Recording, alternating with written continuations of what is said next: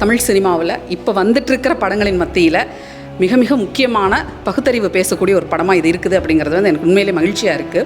பெண் பார்வையில் இந்த படம் முழுக்கவே வந்து சொல்லப்பட்டிருக்கு அப்படின்றது வந்து ஒரு பெண்ணியவாதியாக கூடுதல் மகிழ்ச்சி எனக்கு தருது. நிறைய வரலாற்று சம்பவங்களை, வரலாற்று தரவுகளை இந்த படத்தில் வந்து எடுத்தாண்டிருக்கிறாங்க. நிறைய ரிசர்ச் பண்ணியிருக்காங்க.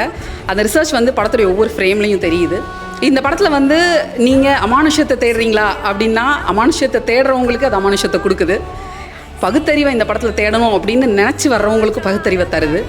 எதுவுமே இல்லாமல், எந்த முன்முடிவும் இல்லாமல் படத்தை ஓப்பன் ஹார்ட்டோடு பார்க்கணும், ஓப்பன் மைண்டோடு பார்க்கணும் அப்படின்னு வர்றவங்களுக்கு பகுத்தறிவை கொடுத்து அனுப்புது அப்படின்னு தான் நான் சொல்லணும். ஸோ எனக்கு இதில் ரொம்ப இன்ட்ரெஸ்டிங்காக எனக்கு பிடிச்ச விஷயங்கள் வந்து வேறு வேறு இடங்களில் இருந்து சின்ன சின்ன நாட்ஸை எடுத்துகிட்டு வந்து அதை எப்படி ரொம்ப அழகாக கோத்து ஒரு மாலையாக வந்து அந்த திரைக்கதையை சொல்கிறாங்க அப்படின்றது வந்து ரொம்ப பார்க்க ரொம்ப இன்ட்ரெஸ்டிங்கான ஒரு விஷயமாக எனக்கு தோணுச்சு. ஒரு வரலாற்று ஆசிரியராக அந்த படத்தில் இருக்கக்கூடிய ஒவ்வொரு கேரக்டரையும் வந்து எனக்கு அந்த கேரக்டர், அந்த பெயர்களை வரும்போது டக்குன்னு அந்த கேரக்டர் வந்து எனக்கு கண்ணு முன்னாடி வந்து போகுது. அந்த கேரக்டர்களோட தமிழ்நாட்டில் குறிப்பாக நம்ம மதராஸ் மாகாணம்னு சொல்கிற இந்த மதராஸ் மாகாணத்தில் ஒரு பெரிய ஃப்ரீ திங்கிங் சொசைட்டி எப்படி இருந்துச்சு, 1870s இங்கே இருந்த ஒரு பெரிய இயக்கம் எப்படி வந்து செயல்பட்டுச்சு, குறிப்பாக வந்து பெண் உரிமையை, பெண் கல்வியை அந்த இயக்கம் எப்படி முன்னெடுத்துச்சு அப்படிங்கிறத பற்றியெல்லாம் வந்து அதை செஞ்ச முன்னோடிகளை இந்த படம் வந்து நினைவு கூர்ந்திருக்கு.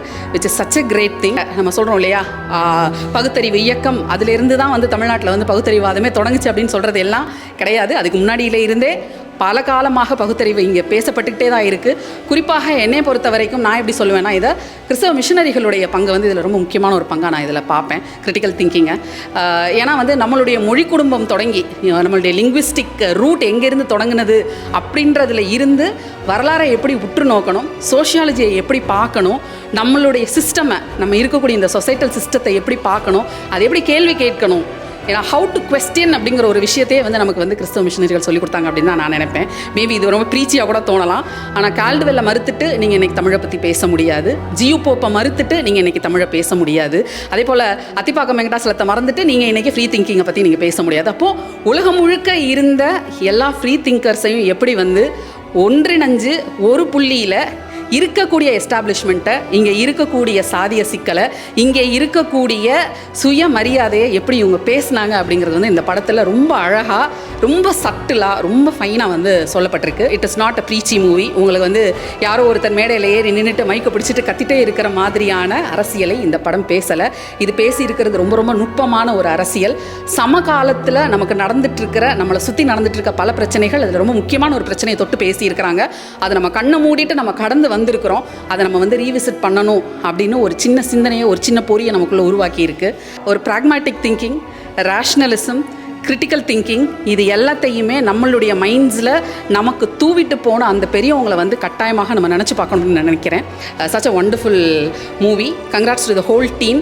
எஸ்பெஷலி வந்து எனக்கு ரொம்ப பிடிச்சிருந்தது இப்போ அந்த கடைசியில் வந்து அந்த பாடல், விவேசினின்ற பாடல், அது லிரிக்ஸ் வந்து ரொம்ப பியூட்டிஃபுல்லாக இருக்குது. எப்போ பார்த்தாலும் வந்து அக்னி சிறகை எழுந்துவான்னு பொம்பளைங்களை பார்த்து பாடி நாங்களும் டயர்டாக இருக்கோம். புதுசாக எங்களுக்கு ஒரு ஆந்தம் கிடச்சிருக்கு அப்படிங்கிறது வந்து எனக்கு ரொம்ப சந்தோஷமாக இருக்குது. ஸோ பவன் தோழரும் சரி, கஜேந்திரன் தோழரும் சரி, ரெண்டு பேருமே இதுக்கு நிறையா வந்து ஒர்க் பண்ணியிருக்கிறாங்க. அது வந்து ஹோம்ஒர்க் அப்படின்னு ஒரு சின்ன சொல்ல வந்து நான் சுருக்க விரும்பலை. இதற்கு பின்னாடி அவங்களுடைய உழைப்பு, அவங்களுடைய உணர்வு வந்து நிறையா இருக்குது அப்படிங்கிறத என்னால் நிறைய இடங்களில் புரிஞ்சிக்க முடியுது. படத்தில் அங்கங்கே வந்து டயலாக்ஸில் பகுத்தறிவு வந்து அப்படியே தூவிட்டே இருக்காங்க. அங்கங்கே வந்து ரொம்ப சட்டலாக நீங்கள் நுணுக்கமாக கவனிச்சிங்க அப்படின்னா ஒரு பகுத்தறிவாளராக இந்த படம் வந்து உங்களை கட்டாயமாக ஈர்க்கும் அப்படின்னு நான் நம்புகிறேன்.